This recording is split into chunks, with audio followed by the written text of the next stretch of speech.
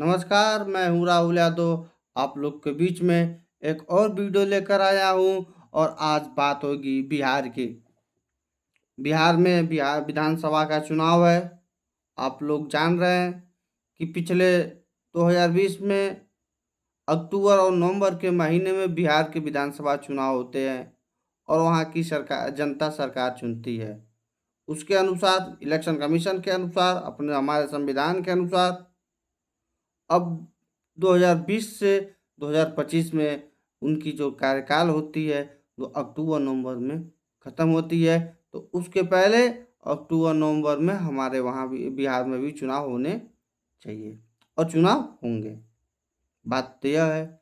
और अब बात यह भी उठती है जो वहाँ के क्षेत्रीय दल हैं जो अपना अपना चुनाव लड़ रहे हैं, अपने अपने दम पे अपने अपने प्रत्याशी उतारने का कार्य कर रहे हैं और वह लोग कहीं ना कहीं अपना तिजोरी जो है खोल दिए हैं। जनता को लुभाने वाला जो कार्य कर रहे हैं। बात हम कर रहे हैं नीतीश कुमार की और सवाल उनसे ही उठेगी क्योंकि वह है सरकार में, वह है वहाँ के मुख्यमंत्री। तो सवाल तो उनसे ही बनती है कि क्या आज जनता बिहार में खुशहाल है। जो कि बिहार में जो सरकार बनाने की बात की जा रही है माननीय मुख्यमंत्री जी के द्वारा कि अगर हमारी सरकार 2000 अगले 5 साल में 2000 यानी 2025 से लेकर 2030 तक हमारी सरकार रहती है तो हम 1 करोड़ युवाओं को नौकरी देने का कार्य करेंगे। देखा जाए तो बिहार में 2005 से लेकर 2014 तक मुख्यमंत्री नीतीश कुमार जी थे। उसके बाद 2017 में भी होते हैं, उसके बाद 2022 में भी होते हैं और ऐसे करके ऐसे कर करके उन्होंने लगभग 2022 में 8वीं बार मुख्यमंत्री की शपथ लिए थे।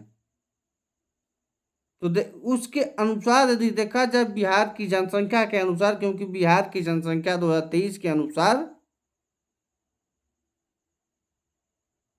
13.07 करोड़ है। तो इन सभी का समीकरण निकालने के बाद देखा जाए तो बिहार की आधा से ऊपर युवा जो है बेरोजगार है। आज कहीं ना कहीं सरकारी पद हो या फैक्ट्री हो, कहीं ना कहीं रोजगार में रहते हैं। लेकिन नहीं, आज हम देखते हैं कि हमारे बिहार की जनता, हमारे लोग कहीं दूसरे प्रदेश में जाकर काम कर रहे हैं और वहाँ की लोग को प्रताड़ित किया जा रहा है। वहाँ के लोग, आपने हाल ही में देखा है कि महाराष्ट्र जैसे प्रदेश में यूपी और बिहार के लोगों को भाषा के लेकर प्रताड़ित करने का काम, उनके साथ दुर्व्यवहार करने का काम वहाँ की जनता या वहाँ की सरकार कर रही थी। बात हमारा इस पे नहीं होना चाहिए क्योंकि बात तो हमारी बिहार पे होनी चाहिए, क्योंकि बिहार में है अक्टूबर और नवंबर में चुनाव। वहीं बिहार में जिस प्रकार से शासन और प्रशासन मजबूती का दावा कर रही है, वहीं एनडीए घटक दल के जैसे साथी मोदी सरकार के कैबिनेट मंत्री लोक जनशक्ति पार्टी के रामविलास के अध्यक्ष चिराग पासवान को जान से मारने की धमकी दी जाती है। सवाल यहाँ भी उठती है साथियों कि यदि भारतीय जनता पार्टी और कैबिनेट मंत्री जब वहाँ पर सुरक्षित नहीं है तो क्या वहाँ की पे आम जनता सुरक्षित होंगी। सवाल उठनी चाहिए कि आम जनता को सुरक्षित रखने के लिए आखिर में मुख्यमंत्री जी ने क्या प्लान बनाया। सवाल उठनी चाहिए कि जो जनता वहाँ पे बेरोजगार है उनको कैसे रोजगार देनी चाहिए, या जो भी कार्य होंगे कागज में होंगे, जमीनी स्तर पर कोई काम नहीं होने वाले। मेरे नौजवान साथियों, बात करने की आवश्यकता है और बात कीजिए, सवाल करने की आवश्यकता है, सवाल कीजिए और सवाल सरकार से करने की आवश्यकता है। इनके बहकावे में आने की कोई आवश्यकता नहीं है। आप आपकी भविष्य आपके हाथ में है, क्योंकि आप मतदान करने वाले हैं और मतदान सोच समझ के किया जाता है। यह नहीं कि किसी के भाषण देने पर।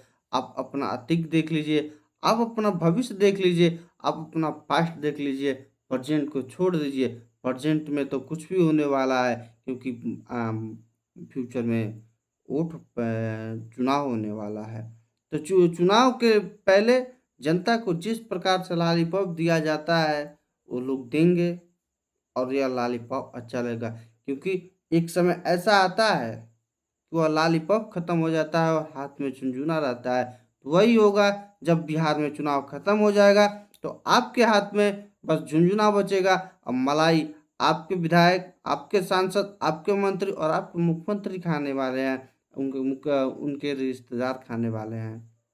तो जनता की बात, आप अपनी बात रखने की आवश्यकता है, आप अपनी बात रखिए। इन्हीं सब वाणियों के साथ अपने वाणी को विराम दूंगा, लेकिन जाते जाते मैं बता देना चाहता हूँ साथियों